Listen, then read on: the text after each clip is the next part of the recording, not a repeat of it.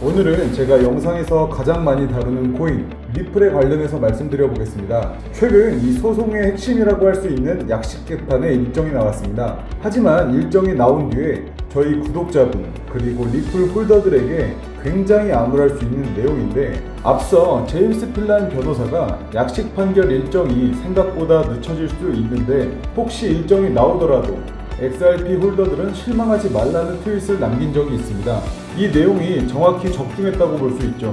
일정을 보면 8월 2일에 브리핑을 시작해서 12월 20일에 브리핑을 마무리하겠다라고 나왔는데, 이렇게 되면 약식 판결 최종 결과가 내년 1분기까지도 미뤄질 수 있기 때문입니다. 소송은 올해 안에 그래도 끝나겠지라는 생각이 있었지만 내년까지도 미뤄질 수 있는 상황이 벌어진 건데, 일단 SEC와 리플 양측이 동의했고 법원이 이에 대해 어떻게 판단할지가 남아있고, 최종 브리핑 일정은 이때 컨펌이 나온다고 할 수 있습니다. 그렇지만 법원도 명확한 계기가 없는 한 양측이 동의한 내용을 바꾸지 않을 것으로 보이기 때문에 브리핑 일정은 크게 바뀌지 않을 것으로 생각이 되고 있습니다. 일단 8월 2일 게시가 된 후부터 양측은 주요 쟁점에 대한 각자의 입장을 법원의 브리핑을 통해서 주장을 하게 되고, 각자의 브리핑에 대한 반대 의견은 12월 2일까지 개진을 하게 됩니다. 여기에 대한 답변은 12월 20일까지 마무리하기로 한 거죠. 소송 일정을 XRP 홀더들의 입장으로 바라볼 때 8월에 브리핑을 시작한다는 게 굉장히 늦는다는 생각이 들 법도 한데, 왜 리플은 이 소송 일정에 동의를 했을까? 이런 의문점이 들기도 합니다. 일단 동의를 한 이유를 살펴보자면 리플도 나름의 싸움을 하고 있었다고 볼 수 있습니다.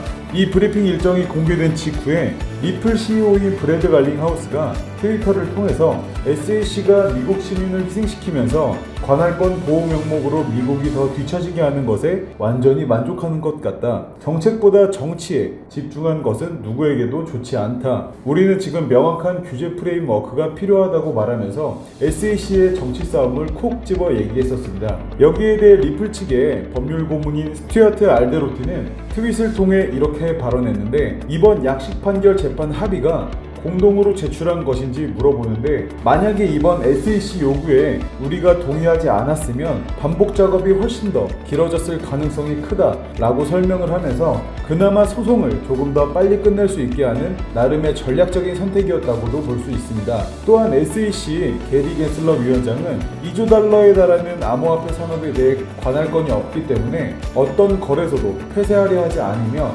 가능한 모든 전술을 동원해 시장의 혼란을 야기하고 있다라고 주장을 했고, SEC는 2020년 12월 소송을 제기한 이래 그들이 보호한다고 주장한 미국 암호화폐 투자자들에게 피해를 주고 있다면서 암호화폐 업계의 인재와 기술 및 부가규제 프레임을 가진 지역으로 이동하고 있다라고 설명했습니다. 현재 SEC는 리플뿐만 아니라 암호화폐 업계에 많은 피해를 주고 있는 점을 시원하게 비판을 한 거죠. 현재 SEC의 입장에서 리플 소송은 단순한 소송이 아니라 암호화폐 시장의 전반적인 규제권을 가져올 수 있는 굉장히 중요한 소송입니다. 때문에 소송에서 반드시 이기거나 두 번째 선택으로는 관련 법안이 생길 때까지 버티거나 둘 중 하나입니다. 그러나 현재 소송 진행 방향이나 여론을 봤을 때 SEC가 소송에서 이기기는 어렵다고 판단을 하고 있기에 SEC가 선택할 수 있는 것은 규제권에 대한 법안이 나올 때까지 기다리는 거죠.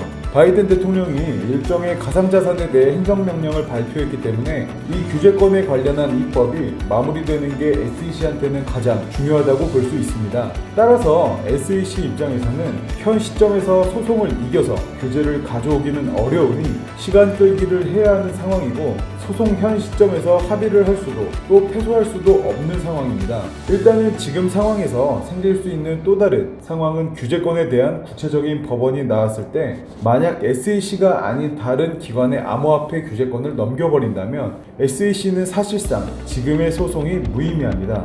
SEC가 규제권을 위해 싸워왔지만 소송이 딜레이된 사이 미 백악관이 다른 기관에 맡겨버리면 SEC도 조기에 리플과 소송 합의를 하면서 끝낼 가능성 또한 존재하는 거죠. 따라서 XRP 홀더들의 입장, 더 나아가서는 암호화폐 투자자들의 입장에서 넓게 봤을 때 백악관의 관련 법안에 대해 구체적인 로드맵이 정해진다면 그 내용이 긍정적이든 부정적이든 그것을 리플뿐만 아니라 암호화폐 시장 전체에 영향을 줄 것이 분명하기 때문에 과연 어떤 방향으로 정해질지 주의 깊게 지켜보셔야 할 사항이라고 생각합니다. 어찌됐든 지금 상황에서는 리플은 소송을 빨리 끝내려고 노력하는 모습을 보이고 있고 SEC는 규제권을 가지려고 소송을 딜레이시키면서 필사의 저항을 보여주고 있는데 브리핑 일정이 나오고 양측이 동의했다는 점에서 소송 마무리 일정은 조금 더 구체적으로 볼 수 있다는 점에서 긍정적이라고 생각을 합니다. 여러 가지 상황이 겹치고 리플을 보유 중이신 구독자분들에게는 기다림이 길어지면서 충분히 답답할 수 있는 상황이지만 리플 홀더로서 현 시점 체크해야 할 점 명확하게 짚어보시길 바라면서 영상 마무리하도록 하겠습니다. 마지막으로 다가오는 5월 1일부터 제가 직접 소통방을 운영할 계획입니다. 소통방은 일체의 유료 정보료 없이 저희 코인 투자자들끼리 정보를 교류하며 또 본인의 보유 코인이나 상담 역시도 도와드리고 있으니까 부담 없이 참여하셔서 같이 공유하며 유익한 소통 채널이 되고 싶습니다. 소통방 링크는 댓글 하단부에 기재되어 있으니 많은 참여 부탁드리겠습니다. 감사합니다.